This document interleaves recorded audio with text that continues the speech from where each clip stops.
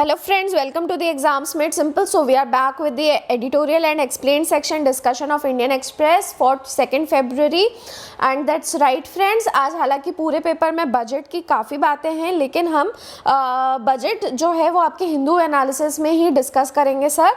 और जो हमारा पार्ट है इंडियन एक्सप्रेस का, will stick to the discussions of editorials and explain section only, ठीक है।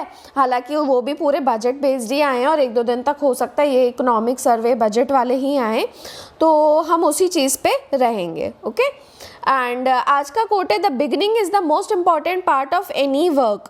तो आप जो भी आज तक चीज़ें सोचते आए हो ना कि ये करेंगे, आज से शुरू करेंगे, कल से करेंगे, इंडियन एक्सप्रेस अब पढ़ेंगे, हिंदू का एनालिसिस अब पढ़ेंगे, रिवीजन करेंगे, तो सोचो मत, करना शुरू कर दो, ठीक है। This is the quote by Plato की शुरुआत ही सबसे ज़्यादा इम्पॉर्टेंट पार्ट होता है फॉर एनी वर्क, ओके।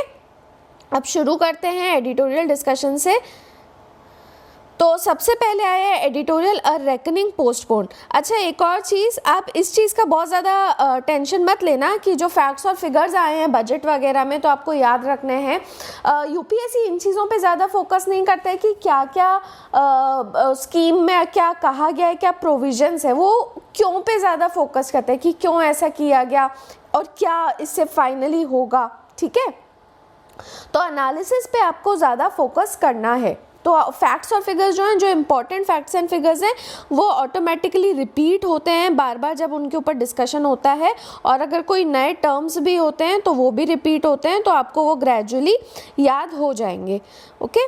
तो अब ये जो आर्टिकल है रेकनिंग पोस्टपोन्ड, इसमें देख लेते हैं कि फ्रेमवर्क हम क्या क्या चीज़ें देखेंगे। पहली बात तो इसमें ऑथर ने डिस्कस किया है रीज़न ऑफ ऑप्टिमिज्म क्या है नेक्स्ट फिस्कल ईयर में, और बजट चॉइसेस इनका कहना है कि कम थी, मतलब पता ही था कि क्या चीज़ें होनी है। उसकी वजह क्या थी, क्योंकि काउंटर साइक्लिकल अप्रोच चाहिए थी, काफ़ी टाइम से चाहिए थी और नहीं हो रही थी, तो अब काउंटर साइक्लिकल अप्रोच चाहिए थी, यानी अगर इकोनॉमी डाउन जा रही है तो गवर्नमेंट स्पेंडिंग बढ़ा दे, ठीक है। तो this is counter cyclical. Pro cyclical क्या होता है, अगर डाउन जा रहा है तो वो भी स्पेंडिंग भी घटा दें, ठीक है। और प्राइवेटाइजेशन को बढ़ाना था जिससे रेवेन्यू बढ़े और डेफिसिट कम हो, तो ये सारी चीज़ें हमें ऑलरेडी इसमें पता थी। और किस चीज़ की ज़रूरत थी, केवल इनकम सपोर्ट और इंफ्रास्ट्रक्चर की, और खासकर हेल्थ में। और बजट एस्टिमेट जो है इस साल का फिस्कल डेफिसिट का एस्टिमेट 9.5% किया गया है, यानी जो पास्ट फिस्कल ईयर है यानी 2021 का, जिसको फिस्कल ईयर 21 बोलेंगे हम अब से, तो उसका इन्होंने बोला है 9.5% फिस्कल डेफिसिट था। और क्योंकि ज़्यादातर प्रोक्योरमेंट वगैरह में स्पेंडिंग हुई है, और आने वाले साल का यानी फिस्कल ईयर 22 यानी 21-22 वाला जो साल है उसके लिए इन्होंने प्रोजेक्ट किया था कि 6.8% फिस्कल डेफिसिट जाएगा, ओके। तो अब इन्होंने कहा है कि इस बजट में फिर भी इनकम सपोर्ट का मतलब एक लैक देखा गया है, जबकि उसकी ज़्यादा ज़रूरत थी, क्योंकि लेबर सेक्टर हमारा स्कैर्ड है, ओके। और इसके अलावा डैमेज हमारे हाउस होल्ड्स और एसएमईज यानी स्मॉल और मार्जिनल एंटरप्राइजेज हैं, उनकी बैलेंस शीट वगैरह भी बहुत ज़्यादा सब्सटैंशियली रही है, ज़्यादा उसमें उनको काफ़ी नुकसान हुआ है, तो इसलिए इनकम सपोर्ट अभी भी लैक कर रहा है अकॉर्डिंग टू द ऑथर। और रिस्क लेकिन अभी भी है, और वो ये है कि मीडियम टर्म ग्रोथ इम्पेयर हो सकती थी, इसलिए बैंक्स जो हैं वो ऐसी सेक्टर्स एसएमईज के लिए हो सकता है कि रिस्क कवर्स हो जाए और ज़्यादा उनको क्रेडिट एक्सटेंड नहीं करे, जबकि इन्हीं सेक्टर्स में रिकवरी जो है वो स्ट्रॉन्ग होगी, ठीक है। तो अब इसी फ्रेमवर्क पे हम एक बार अब डिस्कशन देख लेते हैं। तो सबसे पहली बात तो उन्होंने ये कहा है कि जो फोरकास्ट किया गया है गवर्नमेंट का, उसमें मतलब कहा है कि जो हमारा ग्रोथ रेट है वो 13.5% जाएगा नेक्स्ट ईयर में। तो ये ऑप्टिमिज्म जो है, इसके 2 रीज़न्स इन्होंने बताए हैं कि पहली बात तो कि बाय एक्सीडेंटली बोलो या फिर हमारी प्रॉपर प्लानिंग की वजह से, but ultimately we have broken the line between infection and mobility. तो इन्फेक्शन एंड मोबिलिटी के बीच की हमारी लाइन ब्रेक हो गई है। इसका मतलब क्या है कि इन्फेक्शन जब बहुत ज़्यादा था तो मोबिलिटी यानी फ्री मूवमेंट गुड्स का, लोगों का नहीं हो पा रहा था, लेकिन अब ये कम हुआ है तो ईजिली लोग मोबिलाइज हो पा रहे हैं। और ये कहना है कि अगर वैक्सीनेशन अब जिस तरीके से एंटिसिपेट किया गया है वैसा ही हो जाता है, तो मोबिलिटी जो है फिर वो मिड ईयर तक आते आते नॉर्मलाइज भी हो जाएगी। दूसरा इन्होंने कहा है कि दूसरा रीज़न ऑप्टिमिज्म का ये है कि गवर्नमेंट का जो फिस्कल स्टैंस है वो थोड़ा सा शिफ्ट हुआ है, और स्टार्टिंग के 6 महीने इन्होंने स्पेंडिंग ना करके फाइनली सितंबर से स्पेंडिंग करना शुरू कर दिया है। और ये अनफॉर्चुनेट था कि वो टैक्स रेवेन्यू के बढ़ने का वेट कर रहे थे ताकि रिकवरी हो, और जबकि मतलब एक की ऑब्जेक्टिव मैक्रो इकोनॉमिक पॉलिसी का यही होता है कि काउंटर साइक्लिकल सपोर्ट देना इकोनॉमी को, ताकि वोलेटिलिटी जो है वो कम रहे। ठीक है, तो वही चीज़ है कि आप मतलब जब इकोनॉमी रिकवर कर जब कम पर है तो उस टाइम पे गवर्नमेंट को स्पेंडिंग बढ़ानी चाहिए। बट इनका कहना है कि खैर कुछ भी हुआ, लेकिन अब गवर्नमेंट स्पेंडिंग से जो बूस्ट आएगा वो खासकर रिकवरी को स्ट्रेंथन करेगा इन 2022। फाइन। तो अब इन्होंने ये कहा है कि बजटरी चॉइसेस हमारे पास में वैसे भी बहुत मतलब सिंप्लीफाइड थी, और इसका रीज़न यही था कि इकोनॉमी अब रिकवर मोड में आ गई है, और इक्विटी मार्केट भी जो है हमारा वो सर्च कर रहा है, टैक्सेस हमारे पास में अब वही एक्सपेक्टेशन है बढ़ेगा, प्राइवेटाइजेशन को हम बढ़ाएंगे, तो रेवेन्यू जो है वो कुल मिला के बढ़ेगा, जिससे फिर डेफिसिट कम होगा। तो इस वजह से हमारा फोकस जो था वो इन्हीं चीज़ों पे था। ठीक है, और इसलिए जो चॉइसेस थी वो हमारे पास में कमी हो गई थी। तो जो फिस्कल प्रूडेंस है, ये आपको टर्म्स मैंने कल बहुत अच्छे से बताया था, अगर आपने नहीं देखा है कल का वीडियो तो प्लीज़ देख लेना। Fiscal prudence, fiscal profligacy, fiscal rectitude, हमने इस तरीके के कई टर्म्स कल डिस्कस किए थे। ओके, तो इस बार का जो फिस्कल प्रूडेंस था उसके अनुसार हमको ज़्यादातर फोकस इनकम सपोर्ट और इंफ्रास्ट्रक्चर पे ही करना था, और उसमें भी हेल्थ पे करना था। तो बजट ने ब्रॉडली तो इन सब चीज़ों पे किया है, लेकिन एक एक्सेप्शन है। अब बजट ने डेफिसिट, जो फिस्कल डेफिसिट रहा है, उसको कहा कि 9.5% ऑफ जीडीपी था, लेकिन एक्चुअली में जो वैसे मार्केट एस्टिमेट माने जा रहे थे वो यही बोल रहे थे कि करीब 7% होगा, लेकिन बजट ने कहा है कि नहीं भाई, फिस्कल ईयर 21 में हमारा डेफिसिट 9.5% था। अब ये फिगर देखो, आपको ऐसे याद रखना मुश्किल होगा, लेकिन ये आज फिगर आप देखोगे 2-3 बार आएगा, जिससे आपको याद हो जाएगा। ठीक है, तो एक्चुअली में क्या हुआ है कि वैसे एफसीआई के पास में जाता है कि अगर कोई भी फूड प्रोक्योरमेंट होता है तो वो सीधे सीधे एफसीआई की बोरोइंग में दिखा दिया जाता है, व्हाटएवर फूड प्रोक्योरमेंट, और उसके लिए जो सब्सिडी दी जाती है। तो लेकिन इस बार इन्होंने क्या किया है, और इसको ये वैसे ऑफ बैलेंस शीट बोरोइंग कहते हैं, ऑफ बैलेंस शीट बोरोइंग कहते हैं इसको। और लेकिन इस बार इन्होंने क्या किया है, इसको एफसीआई के खाते में ना दिखा के वापस अपने अकाउंट्स में दिखाया है। तो इसलिए इस बजट को हम देखेंगे कि काफ़ी ट्रांसपेरेंट भी कहा जा रहा है। फाइन। और फिस्कल ईयर 2022 के लिए बजट ने टारगेट किया है कि डेफिसिट जो है वो 6.8% रहेगा जीडीपी का। तो अब वैसे पब्लिक हेल्थ के ऊपर और इंफ्रास्ट्रक्चर की फाइनेंसेस के ऊपर जो फोकस है वो काफ़ी वेलकमिंग है, और साथ में जो बैंक्स का और इंश्योरेंस कंपनीज़ का प्राइवेटाइजेशन किया हुआ है ये भी काफ़ी वेलकमिंग स्टेप है। लेकिन ऑथर का कहना है कि अभी भी इनकम सपोर्ट लैक कर रहा है। और इनकम सपोर्ट क्यों चाहिए था, क्योंकि हमारी हेडलाइन रिकवरी तो तेज़ी से हो रही है, लेकिन जो इम्बैलेंसेज हैं इकोनॉमी में, वही इनइक्वालिटी की वजह से जो इम्बैलेंसेस हैं वो बहुत ज़्यादा वाइडेंड हो गए हैं, और लेबर मार्केट में खासकर स्कैरिंग बहुत ज़्यादा है, और करीब मतलब प्राइवेट सर्विस का कहना है कि 8 मिलियन जॉब लॉसेस हो चुके हैं। और इसके अलावा हाउस होल्ड्स को डैमेज और एसएमई बैलेंस शीट्स भी सब्सटैंशियल रही हैं। तो ये क्यों कहा है इन्होंने कि मतलब इनको स्मॉल और मार्जिनल एंटरप्राइजेस को बहुत नुकसान हुआ है, क्योंकि ये देखा गया था कि थर्ड क्वार्टर में जो फाइनेंशियल ईयर 21 का था उस टाइम पे हमारा जीडीपी जो था वो 7.5% घट गया था, 7.5% घट गया था। जबकि जो हमारे बड़े फर्म्स वगैरह हैं, लिस्टेड कंपनीज़ हैं, उनमें देखा गया था कि उनके प्रॉफिट 30% बढ़े थे। उनके इतने प्रॉफिट बढ़ने के बाद भी 7.5% का अगर डिक्लाइन हो रहा है तो वो केवल इसी वजह से था कि एसएमईज और हाउस होल्ड इनकम जो थी वो बहुत डिस्प्रपोर्शनेटली डिक्लाइन हुई थी। ठीक है, तो अब हालांकि आपने उस टाइम पे इनको डेट मॉरेटोरियम दिया, और यानी कि जो उन्होंने लोन्स लिए थे उसका आपने कहा कि ठीक है आप अभी नहीं करके आप थोड़ी देर बाद आप प्रिंसिपल या इंटरेस्ट चुका सकते हो, ठीक है, तो उसको मॉरेटोरियम कहते हैं। तो आपने उस टाइम पे डेट मॉरेटोरियम दिया, तो आप उस टाइम पे तो हमने अपने डैमेज को किसी तरीके से छुपा लिया, बट ऑथर सेज कि ये केवल पोस्टपोन करना है द इवेंचुअल रेकनिंग, यानी जो होने वाला है आप उसको बस पोस्टपोन कर रहे हो। और जो मेन रिस्क है वो ये नहीं है कि केवल मीडियम टर्म ग्रोथ इम्पेयर हो गई है इस स्कैरिंग की वजह से, लेकिन एक दूसरी रिस्क और है कि जो बैंक्स हैं वो रिस्क एवर्स हो गई हैं और वो इन सेक्टर्स को क्रेडिट नहीं देना चाहती हैं, और ख़ासकर इन्हीं सेक्टर्स में माना जाता है कि रिकवरी मतलब जैसे जैसे मोबिलिटी बढ़ेगी तो रिकवरी सबसे ज़्यादा स्ट्रेंथ गैदर करेगी, रिकवरी सबसे ज़्यादा बढ़ जाएगी। तो यही एक चीज़ है कि हम इनको अब चाह के भी हम रिकवर करना हमारे लिए मुश्किल हो जाएगा, ठीक है। Next is a step towards transparency. वही मैंने आपको बताया कि इस बार के बजट को ट्रांसपेरेंट टाइप का कहा जा रहा है। तो अब इसमें इन्होंने बताया कि ट्रांसपेरेंसी कैसे देखी गई है बजट में अलग अलग स्कीम्स में। फिर इन्होंने कहा है कि गवर्नमेंट का बायस अभी भी सब्सिडीज़ की तरफ था एज़ कम्पेयर टू इन्वेस्टमेंट्स, खासकर R&D की तरफ नहीं था।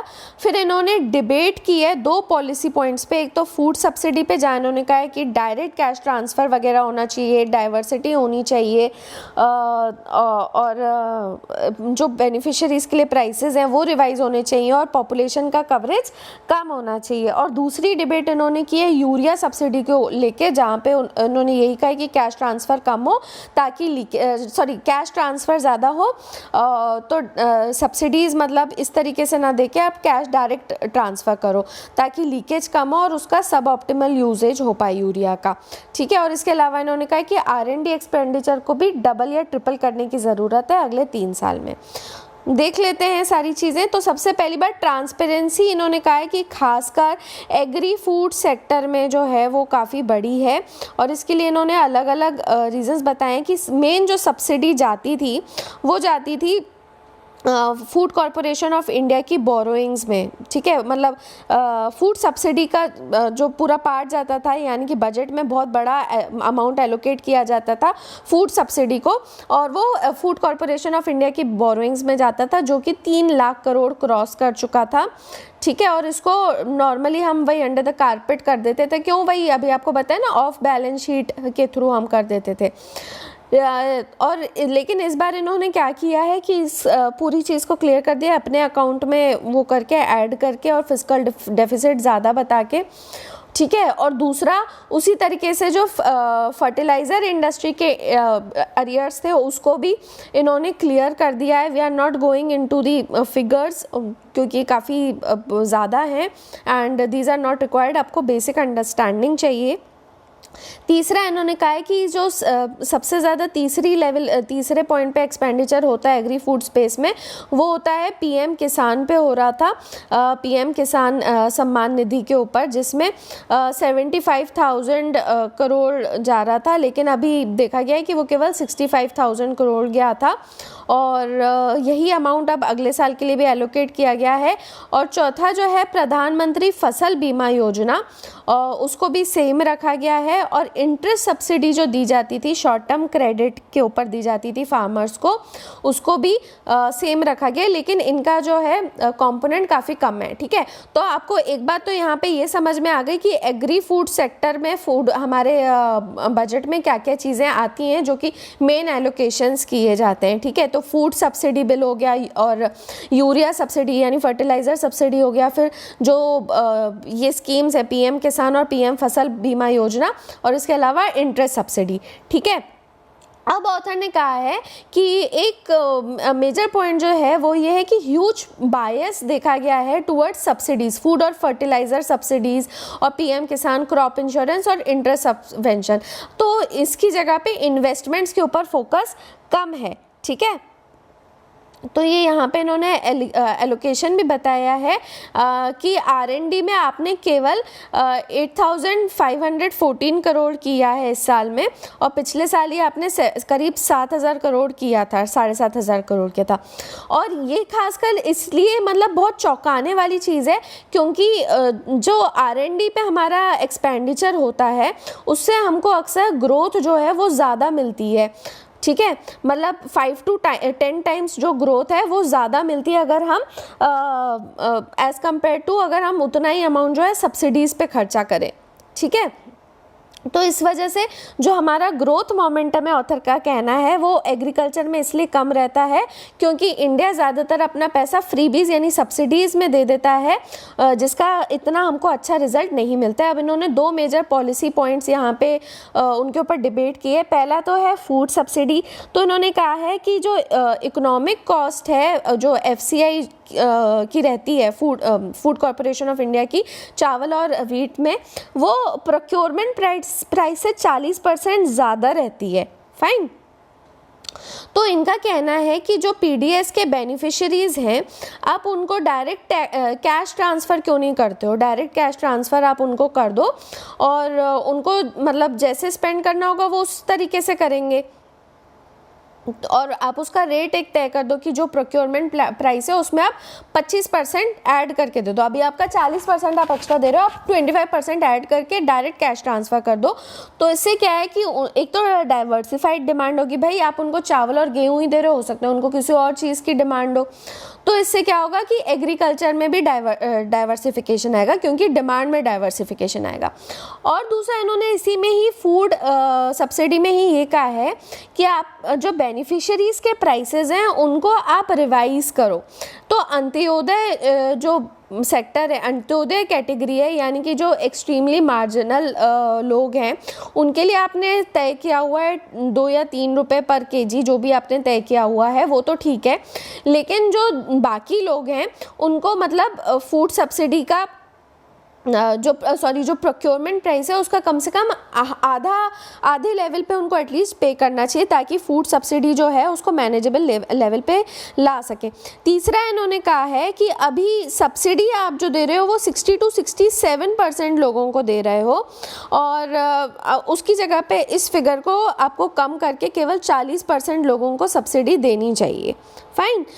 उसके बाद में दूसरा जो पॉलिसी इन्होंने पॉइंट उठाया है वो उठाया है फर्टिलाइज़र सब्सिडी का। इसमें भी इन्होंने ये कहा है कि जो यूरिया का इतना ज़्यादा सब्सिडाइजेशन किया जाता है, लगभग 70% जो उसकी कॉस्ट है वो सब्सिडाइज हो जाती है, जिसकी वजह से उसका प्रॉपर यूजेज नहीं होता है, उसका वेस्टेज ज़्यादा होता है। और वही करो आप फिर से इस यूरिया सब्सिडी की जगह पे भी आप डायरेक्ट कैश ट्रांसफ़र करो फार्मर्स को ऑन पर हेक्टेयर बेसिस, और उनके जो प्राइसेस हैं वो आप उनके ऊपर छोड़ दो। तो इससे क्या होगा, एक तो लीकेजेस नहीं होंगे और दूसरा जो नाइट्रोजन, फास्फोरस और पोटेशियम यूजेज का इम्बैलेंस है वो नहीं होगा, और इससे फिर एफिशिएंसी, इक्विटी और एनवायरमेंटल सस्टेनेबिलिटी आएगी। मतलब जिसको जितना चाहिए होगा न्यूट्रिएंट, नाइट्रोजन किसी की सॉइल में कमी है, किसी के में फास्फोरस की कमी है, तो वो उसके अनुसार अपना बाय करेगा अगर डायरेक्ट कैश ट्रांसफ़र होगा।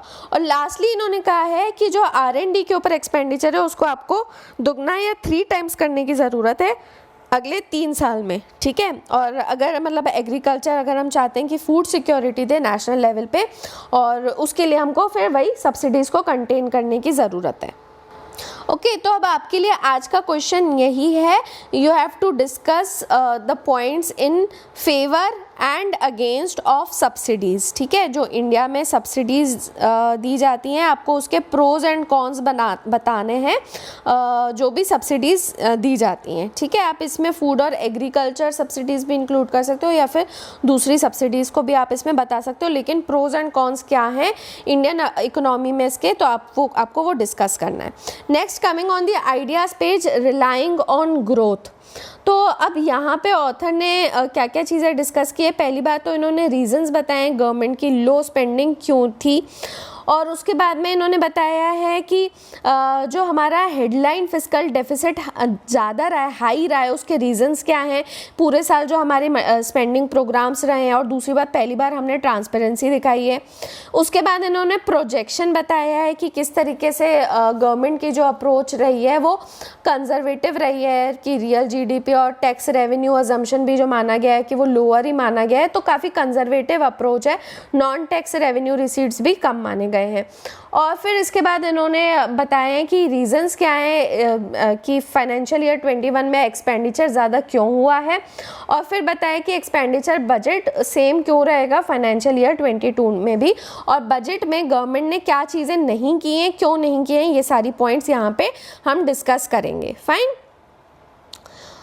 तो पहला तो इन्होंने बताया कि सेंट्रल गवर्नमेंट को लगभग अभी तक यूनिवर्सली क्रिटिसाइज़ किया जा रहा है कि उन्होंने फिस्कल स्पेंडिंग ज़्यादा नहीं की है। तो उसके रीजंस इन्होंने बताए कि क्या क्या थे। एक तो था कि उनको रेटिंग एजेंसीज़ का डर था, दूसरा था कि उनको लग रहा था कि करेंसी के ऊपर प्रेशर आ जाएगा, तीसरा उनको ये था कि फिस्कल स्पेंडिंग तो हम ज़्यादा कर देंगे लेकिन इसका कोई भी इम्पैक्ट ग्रोथ पे नहीं पड़ेगा। क्यों नहीं पड़ेगा? क्योंकि उस टाइम पे हमारे एक्टिविटी जो थी उसके ऊपर काफ़ी रिस्ट्रिक्शंस लगे हुए थे। ऑब्वियस बात है, लॉकडाउन था तो कोई प्रोडक्टिविटी थी नहीं, कुछ हो नहीं रहा था मार्केट में, तो ग्रोथ तो होनी नहीं थी, केवल स्पेंडिंग होती।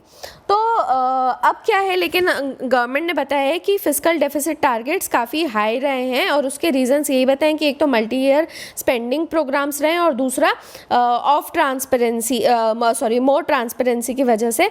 और वही ट्रांसपेरेंसी अभी हम 2 बार डिस्कस कर चुके हैं, वही चीज़ है कि जो फूड सब्सिडी का आ रहा था पूरा FCI के ऊपर, जो ऑफ बजट आइटम्स थे उसको हटा के इन्होंने अपने अकाउंट में दिखा दिया है। ठीक है। अब इन्होंने कहा है कि जो प्रोजेक्शंस इन्होंने बताए हैं उसमें मतलब काफ़ी ज़्यादा अनसर्टेनिटी हो सकती है, लेकिन गवर्नमेंट ने जो भी चीज़ें बताई हैं वो काफ़ी कंजर्वेटिव नंबर बताया। फॉर एग्जांपल फाइनेंशियल ईयर जो 20 था, यानी 1920 के कंपैरिजन में ये माना जा रहा था, IMF का भी फोरकास्ट था कि 2.6% तो हमारी ग्रोथ रही है इन 21 रहेगी इन 21-22। ठीक है, लेकिन गवर्नमेंट का कहना है कि नहीं, केवल 2% ही रहेगी, तो ये काफ़ी कंजर्वेटिव नंबर है। आप समझ रहे हैं, 1920 से 21 यानी 2 साल का फैक्टर लेते हुए कह रहे हैं कि ग्रोथ जो है केवल 2% रहेगी, तो ये बहुत कंजर्वेटिव नंबर है। और ऑथर का कहना है कि जैसे ग्रोथ बढ़ेगी तो रियल जो आउटपुट है वो 5 से 6% तक जा सकता है, और अगर नॉमिनल ग्रोथ भी जो रहेगी वो करीब 13 से 14% हाइयर जाएगी। नॉमिनल ग्रोथ मतलब क्या? Real plus inflation. ठीक है, और यही कंजर्वेटिज्म उनके टैक्स कलेक्शन में भी देखा गया है कि जो रिवाइज्ड एस्टिमेट्स आए हैं फाइनेंशियल ईयर 21 के, उसमें ये कहा गया है कि टैक्स कलेक्शन लास्ट 3 मंथ्स में कम रहा है, जबकि ऑथर का कहना है कि लास्ट फ्यू मंथ्स में टैक्स कलेक्शंस में एक सर्ज था, और खासकर अभी जनवरी के जो GST नंबर्स हैं उसमें भी काफ़ी सर्ज देखा गया है। तो यही कॉशन गवर्नमेंट ने नॉन टैक्स रेवेन्यू रिसीप्ट्स में भी रखा है कि नॉन टैक्स रेवेन्यू भी हमारा थोड़ा कम ही रहा है। ठीक है, और एक्सपेंडिचर के जो रिवाइज्ड एस्टिमेट्स हैं पिछले साल के यानी 2021 के, वो 4 ट्रिलियन बताए गए हैं, यानी कि जो इनिशियली बजटेड था उससे 2% ज़्यादा एक्सपेंडिचर हुआ है। और इसकी रीज़न वही है कि एक तो फूड सब्सिडी बिल जो था वो 3 ट्रिलियन रुपीज़ ज़्यादा था, और इसके अलावा रूरल डेवलपमेंट मनरेगा में हमारा काफ़ी ज़्यादा एलोकेशन हुआ था इस साल में, और फर्टिलाइज़र में भी जो सब्सिडी अरियर्स इस बार क्लियर हुए हैं, और इसके अलावा रोड अकाउंट में भी काफ़ी इंक्रीज़ रहा है, इसलिए एक्सपेंडिचर हमारा इस साल ज़्यादा रहा है। ठीक है, तो इससे एक चीज़ पता चलती है कि गवर्नमेंट जो है वो अभी एग्रीगेट डिमांड को किस तरीके से सपोर्ट कर रहा है। अब ऑथर का कहना है कि नेक्स्ट ईयर भी जो है हमारा एक्सपेंडिचर वो ज़्यादा ही रहेगा, जो साल के जैसे रिवाइज्ड लेवल्स थे लगभग उतना एक्सपेंडिचर ही जाएगा।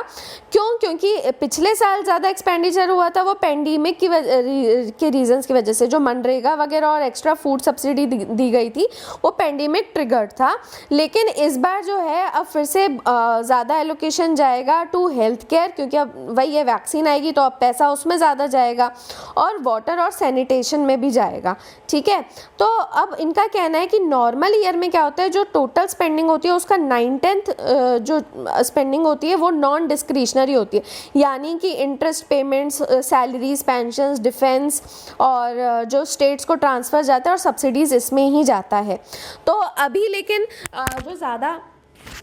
जो ज़्यादा एलोकेशन किया जा रहा है वो प्रोडक्टिव एरियाज़ में किया जा रहा है, और जैसे हेल्थ केयर कैपेसिटी, वाटर, और ये आपको बताया कि और सैनिटेशन, इसके अलावा नया डेडिकेटेड फ्राइट कॉरिडोर्स, तो इनको लेकिन आप स्केल अप करने में थोड़ा सा टाइम लगेगा। ये प्रोडक्टिव एरियाज़ हैं, तो और ये जो आपको बताए थे ये नॉन डिस्क्रिशनरी वाले थे। ठीक है, जो नॉर्मली जाता ही है सैलरीज, पेंशंस के थ्रू। अब ऑथर ने आगे बताया कि कुछ स्टेप्स गवर्नमेंट ने क्यों नहीं किए, मतलब नहीं किया और क्यों नहीं किए। ठीक है, क्या नहीं किया और क्यों नहीं किया ये बताया है बजट में। तो इस बार हालांकि गवर्नमेंट को पता था कि अर्बन पुअर की प्लाइट जो है वो काफ़ी ज़्यादा ख़राब थी, और उसके बाद में डायरेक्ट हेल्प के एफिशिएंट चैनल्स भी नहीं थे। उसके बाद भी गवर्नमेंट जो है वो इकोनॉमिक ग्रोथ को बूस्ट करने की कोशिश कर रही है, और ये क्यों, ताकि उनके लिए अपॉर्चुनिटीज़ और उनके लिए और ज़्यादा जॉब्स बन सके। ठीक है, और इसके अलावा इन्होंने बोला है कि इन्होंने कोविड टैक्स भी नहीं लगाया है, और उसका रीज़न ये है कि वैसे मतलब लोग जो एस्टिमेट कर रहे थे कोविड टैक्स लगाया जाएगा, तो वो नहीं लगाया है, क्योंकि इन लेवीज़ की वजह से ज़्यादा इनकम तो नहीं होगी इस टैक्स से, लेकिन उल्टा जो इन्वेस्टमेंट का और कंजम्पशन का सेंटीमेंट है वो ज़रूर हर्ट हो जाएगा, लोग इन्वेस्ट कम करेंगे ये सब टैक्स वगैरह के चक्कर में। उसके बाद में जो DFI डेवलपमेंट फाइनेंस इंस्टीट्यूशन का क्रिएशन है, और इसके अलावा 2 पब्लिक सेक्टर बैंक्स को प्राइवेटाइज किया गया, और जो इंश्योरेंस कंपनी है उसको भी इन्होंने प्राइवेटाइज किया गया। इससे ये पता चलता है कि गवर्नमेंट को पता था कि फाइनेंशियल सिस्टम में अभी शॉर्टेज ऑफ कैपेसिटी है, और वही है कि वो इसलिए प्राइवेटाइज कर रहे थे कि मतलब गवर्नमेंट खुद ये चीज़ें हैंडल अभी नहीं कर पाती। ठीक है, अब जो deficit ratio, fiscal deficit ratio 4.5% का है GDP का, वो फाइनेंशियल ईयर 26 के लिए। ठीक है, तो फाइनेंशियल ईयर 26 का भी इन्होंने एक प्रोजेक्शन दिया है कि तब भी हमारा फिस्कल डेफिसिट रेशियो जो है वो 4.5% रहेगा। तो इससे क्या है कि गवर्नमेंट ने खुद को काफ़ी टाइम दे दिया कि वो अपनी स्कीम्स वगैरह को रैंप अप कर सकें, और स्टेट गवर्नमेंट्स को भी अलाउ किया है कि वो अगले 2 साल तक हायर डेफिसिट रख सकते हैं, खासकर कैपिटल एक्सपेंडिचर करने में, और इसके थ्रू वही है कि वो डिमांड को सपोर्ट करना चाह रहे हैं कि कैपिटल एक्सपेंडिचर वगैरह में ज़्यादा आप फोकस करो। ठीक है, तो कुल मिला के वही है कि गवर्नमेंट का ग्रोथ फोकस रहा है, और इस बार के बजट में भी वही चीज़ सामने आई है, और ये ग्रोथ फोकस इनका पहले से था जब इन्होंने PLI स्कीम्स वगैरह भी लॉन्च करी थी, प्रोडक्शन लिंक्ड इंसेंटिव स्कीम्स।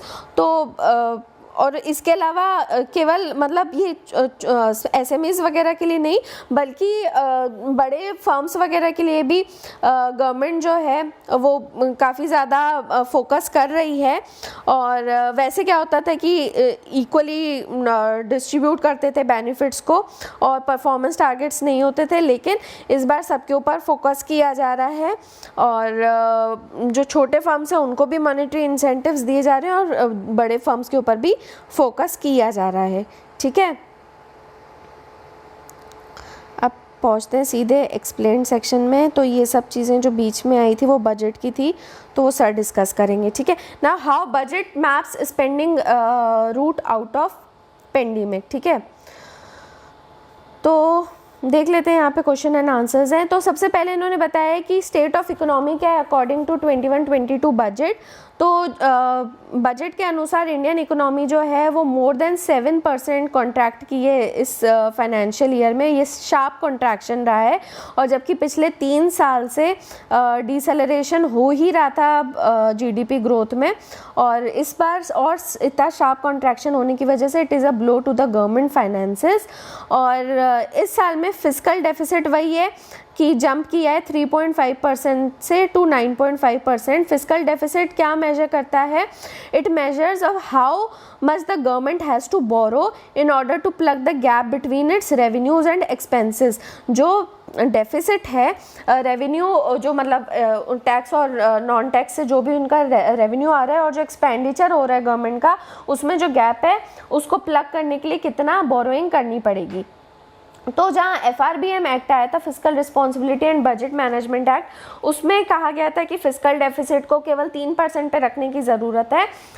तो ऑथर का अभी यहाँ पे कहना इनका ये है कि ये चीज़ हम 25-26 तक 2025-26 तक हम अचीव नहीं कर पाएंगे, और वो भी अभी हमने देखा कि उसमें भी हमने कहा है कि 4.5% तक तो जाएगा। तो ये सारी चीज़ें इसलिए मैटर करती हैं क्योंकि स्टार्टिंग में जो दूसरे इंजन्स थे जो कि नॉर्मली डोमेस्टिक इकोनॉमिक ग्रोथ को बढ़ावा देते, जैसे प्राइवेट कंजम्पशन, बिजनेस इन्वेस्टमेंट और एक्सपोर्ट्स, वो जब फॉल्टर कर रहे थे उस टाइम पे ये वही माना गया था कि गवर्नमेंट स्पेंडिंग करेगा। लेकिन पेंडेमिक की वजह से गवर्नमेंट की एबिलिटी उस टाइम पे काफ़ी अफेक्ट हो चुकी थी और रेवेन्यूज जो थे वो काफ़ी ज़्यादा कोलैप्स हो गए थे और फ्री फूड और दूसरी सब्सिडीज़ देने की ज़रूरत ज़्यादा आ गई थी। तो अब गवर्नमेंट ने क्या किया है in the budget for the next year? तो देखो, ग्रोथ बढ़ाने के कुल मिला के गवर्नमेंट के पास में दो तरीके होते हैं। पहला होता है कि टैक्स आप कट कर दो, कटिंग द टैक्सेस, ठीक है, for common man and for companies. तो क्या होता है कि जब टैक्स कट होता है तो उनके लोगों के पास में ज़्यादा पैसा बचता है, मनी इन हैंड रहता है, जिससे फिर वो डिमांड बढ़ती है और इकोनॉमिक एक्टिविटी जो है वो भी बूस्ट करती है। और वही है कि जब कंपनीज़ के लिए भी टैक्स कट किया जाता है तो उनके पास में ज़्यादा प्रॉफिट बचता है, तो फिर वो फिर से वापस इकोनॉमी में री इन्वेस्ट करने की कोशिश करते हैं और फिर से इकोनॉमिक एक्टिविटी बढ़ती है, ठीक है। लेकिन पिछले कुछ सालों में गवर्नमेंट ने काफ़ी ज़्यादा ऑलरेडी कॉर्पोरेट टैक्स में कट किया हुआ है और अभी वर्ल्ड का लोएस्ट है, तो इस टाइम पे गवर्नमेंट और ज़्यादा टैक्स कट नहीं कर सकती थी। दूसरा तरीका अब जो होता है ग्रोथ को बूस्ट करने का, वो होता है कि स्पेंडिंग बढ़ा देना। तो वही है कि फिर स्पेंडिंग बढ़ाने से गवर्नमेंट ज़्यादा पैसा लोगों को और कंपनीज़ को दे देती है, जिससे फिर इकोनॉमिक एक्टिविटी बूस्ट होती है। लेकिन वही दिक्कत थी कि रिसोर्स क्रंच था। तो इस बार अब क्या हुआ है कि की स्ट्रेटजी जो गवर्नमेंट ने की है वो ये है कि उन्होंने अपने एक्सपेंडिचर तो किया है लेकिन उसका नेचर बदल दिया है। तो इस बार जो है उन्होंने कैपिटल एक्सपेंडिचर को ज़्यादा बढ़ावा दिया है as compare to revenue expenditure, ठीक है। तो वही है कि ज़्यादा प्रोडक्टिव एसेट्स जो हैं कैपिटल एक्सपेंडिचर में, ज़्यादा प्रोडक्टिव एसेट्स जैसे रोड्स वगैरह हो गए, इन सब के क्रिएशन में ज़्यादा स्पेंडिंग होगी। और रेवेन्यू एक्सपेंडिचर यानी वही जो अभी हम कह रहे थे ना, नॉन डिस्क्रिशनरी जो एक्सपेंसेस होते हैं जैसे सैलरीज, इंटरेस्ट वगैरह, उन सब में कम होगा। तो यहाँ पे फिर से वही दिए हैं कि 3% कम हो जाएगा रेवेन्यू एक्सपेंडिचर, जबकि कैपिटल एक्सपेंडिचर 26% ज़्यादा हो जाएगा। और यहाँ पे इनका कहना है कि ये सबसे सिग्निफिकेंट टेक अवे है, क्योंकि ज़्यादातर यही होता है कि कैपिटल एक्सपेंडिचर को सेक्रीफाइस किया जाता है in favour of revenue expenditure. तो इससे ये लगेगा कि अनसिम्पैथेटिक चॉइस है, क्योंकि जो लोग नीडी थे और ख़ासकर अभी कोविड-19 की वजह से काफ़ी ज़्यादा लोगों को नीड थी, उनको आप डायरेक्टली पैसा नहीं दे रहे हो, जबकि आप प्रोडक्टिव कैपेसिटी बढ़ाने की कोशिश कर रहे हो। और वही है कि इसका रीज़न यही था ताकि इंडिया जो है वापस सस्टेनेबल इकोनॉमिक ग्रोथ के रास्ते पर आ पाए। अब इन्होंने नेक्स्ट क्वेश्चन रखा है कि कौन से सेक्टर्स थे जो सबसे ज़्यादा इम्पैक्टेड थे बाय कोविड-19। तो वो दो सेक्टर्स थे, हेल्थ केयर और एजुकेशन। तो हेल्थ केयर में तो आपके पास में कोई ऑल्टरनेटिव नहीं था, आपको पब्लिक प्रोविजनिंग करनी थी। और इस बार मतलब वही है कि अभी भी एक्सपेंडिचर जो है वो अभी इनएडिक्वेट ही है। और सेकंड जो है एजुकेशन, तो उसमें भी वही था कि लॉकडाउन वगैरह की वजह से ज़्यादातर लोग ऑनलाइन एजुकेशन की तरफ चले गए थे, और जिसकी वजह से जो डीप डिजिटल डिवाइड है हमारी कंट्री में ऑलरेडी एग्जिस्ट कर रहा था, वो निकल के सामने आ गया। तो इन्होंने वैसे फाइनेंस मिनिस्टर ने अभी स्पीच में कहा कि उन्होंने हेल्थ, एजुकेशन और इंक्लूसिव डेवलपमेंट को सेंटर पे रखा है अपने एक्सपेंडिचर एजेंडा में। लेकिन यहाँ पे इनका कहना है कि स्टिल इट फेल्ट शॉर्ट। और हेल्थ एलोकेशन जैसे इन्होंने फाइनेंस मिनिस्टर ने कहा कि 137% बढ़ा दिए, लेकिन कुछ एक्सपर्ट्स का जैसे कहना है कि आप इसमें 137% जो आप बढ़ा रहे हो, आप उसमें किस चीज़ को कैलकुलेट कर रहे हो। जो आप वन टाइम एक्सपेंडिचर कर रहे हो वैक्सीनेशन का, ये केवल वन टाइम एक्सपेंडिचर है ना, 35,000 करोड़ आप कर रहे हो, आप वो काउंट कर रहे हो, प्लस जो फाइनेंस कमीशन के ग्रांट्स हैं वाटर और सैनिटेशन को, उसको आप कर रहे हो काउंट हेल्थ एलोकेशन में, जबकि वो कायदे से ये सारे ग्रांट्स जो हैं वो पूरा स्टेट गवर्नमेंट के पास में जाएगा, राइट। फिर एजुकेशन में भी जैसे फाइनेंस मिनिस्टर ने ये अनाउंस किया है कि एग्जिस्टिंग जो स्कूल्स हैं उनको इम्प्रूव किया जाएगा अंडर न्यू एजुकेशन पॉलिसी, और साथ में जो ट्राइबल स्टूडेंट्स के लिए एकलव्य मॉडल रेसिडेंशियल स्कूल्स हैं, ठीक है, एकलव्य मॉडल रेसिडेंशियल स्कूल्स के बारे में आप मुझे बता सकते हैं कि ये क्या चीज़ है। तो इसको इनकी फैसिलिटीज़ भी बढ़ाने की बात की है, लेकिन वही अगर एलोकेशन देखें तो केवल 9.5% एलोकेशन ज़्यादा दिया है टू एजुकेशन, ठीक है। आगे अब सवाल है कि आत्मनिर्भर भारत अभियान जो है उसने कैसे इन्फ्लुएंस किया है।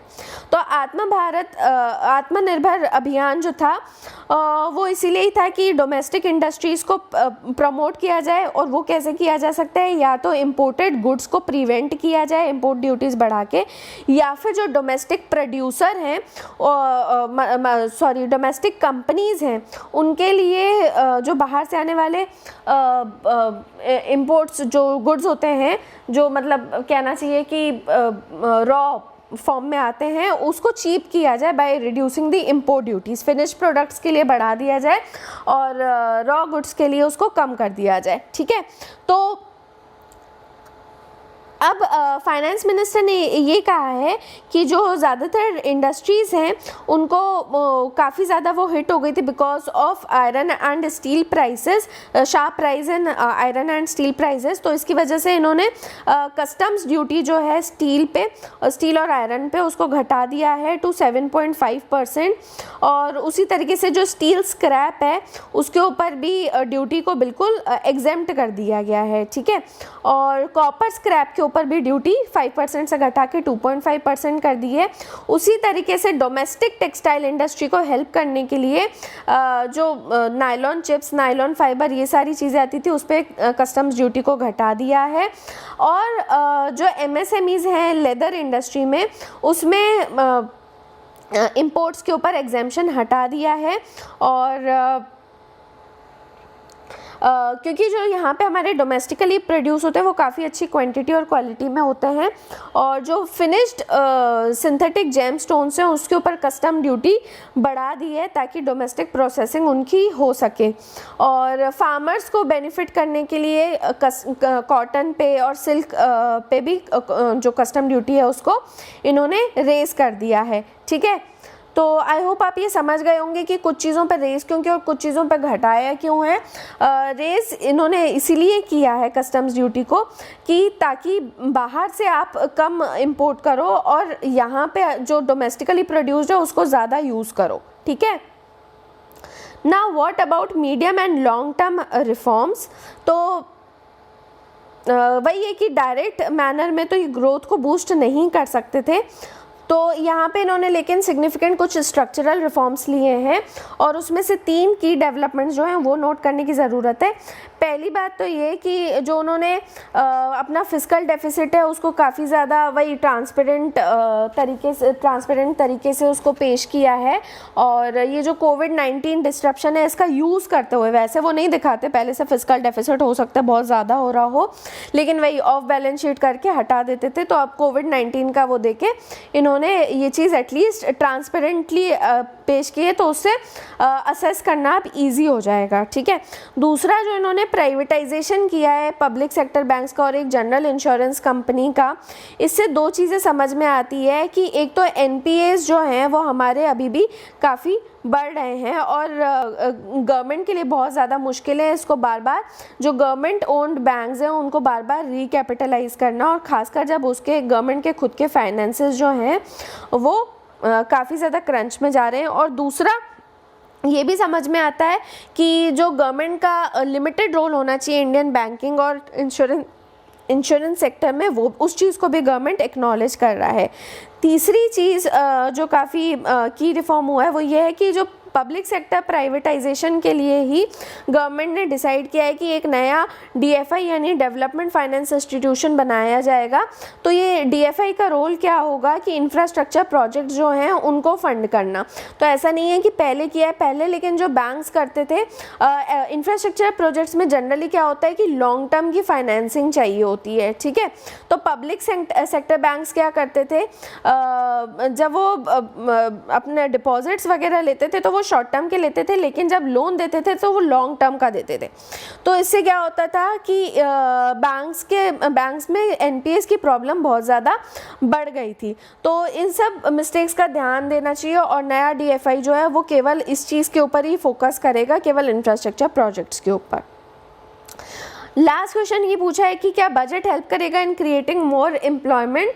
तो वही है कि जो नया बजट आया है उसमें डायरेक्टली तो नहीं किया है, लेकिन कैपिटल रिसोर्सेज के ऊपर एक्सपेंडिचर करने की ज़्यादा कोशिश की है ताकि प्राइवेट इन्वेस्टमेंट हो और नए जॉब्स बढ़ें। लेकिन रियल वर्ल्ड में क्या होता है, जॉब क्रिएशन में वक्त लगता है और जिन लोगों की जॉब्स चली भी गई थी पैंडेमिक के दौरान उनको अभी भी नहीं मिली है, इसलिए ये आउटलुक थोड़ा ग्रीनी है।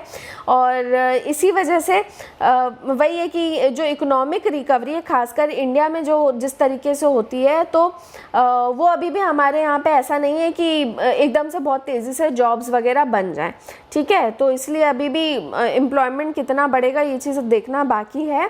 So that was all from the editorials and explain section of today. I hope आपको अच्छा लगा होगा। Thanks for watching. Please like करें, शेयर करें, अब सब्सक्राइब करें and have a nice day friends. Thank you.